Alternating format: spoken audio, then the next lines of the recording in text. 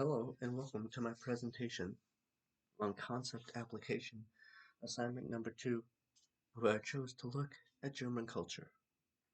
First, it's important to look at a little bit of what German culture is all about. I learned that they're visited by Saint Nick or Rupert on December 6th, which just passed a few days ago. They celebrate Christmas Eve on December 24th, so similar to the United States there. They have a holiday named Fashion, which is similar to Mardi Gras in the United States. Every town has a king and queen, which I thought was really interesting. May 1st, which is a big holiday in the country, is May Day.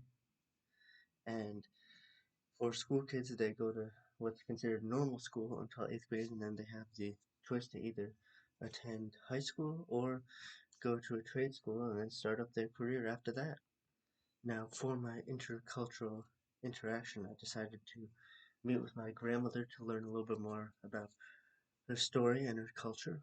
So I learned that she immigrated in 1957 at only 17 years old. And when she grew up in Germany, it was in Augsburg, which is in the Bavaria area of Germany, which is in the south, a very Catholic region. And in that area, they also don't really have large stores like supermarkets. It's more smaller stores, such as like a butcher shop or a bakery that kind of cater towards specific items.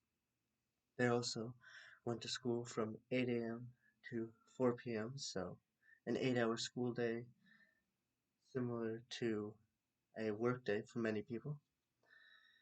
She also described growing up in Germany as being all bombed as a result of World War II, and she gave a comparison to current day, comparing it to Israel and the Gaza Strip. And finally, she let me know that when her father returned from prisoner of war camp after the war, which was 2 years after it, in 1945, they lived, the whole family, in just a one-room apartment. Looking at how my interaction connected to what we learned in this class, we'll first start by looking at environmental influences. In this section, there was a quote by Newlove on page 126 that says, Northern Europeans, for example, England, Germany, Scandinavia, are said to have larger personal space, quote-unquote, bubbles than do Southern Europeans, Greece, Italy, and Spain. And I know that that is very similar to the United States in terms of everyone wants their personal space, their personal area, and no one wants to be on top of one another. Moving on to the second quote, it says, while Germany and the United States share a more monochronic perception of time, I realized on a trip to Spain that people there are more committed to more polychronic time systems. Nobody seems to care if the bus is on time or 20 minutes late, which is the result of a less formal perception of time. That came on page 145, and I know I'm a very structured and scheduled person, so this would definitely throw me off, but I thought this quote was interesting because it came from one of those personal stories that were included in the textbook. Moving along to the second application of concepts, we'll start with a quote on page 262 in nonverbal communication. It says, in other cultures such as Australia, the United States, Germany, Italy, France, and Spain, direct eye contact is seen as appropriate, as demonstrating one's veracity and as showing interest in the other. That came on page 262 by Newlove. And I also think that eye contact is very important in culture, so I see myself being a little bit off if I was not getting that respect.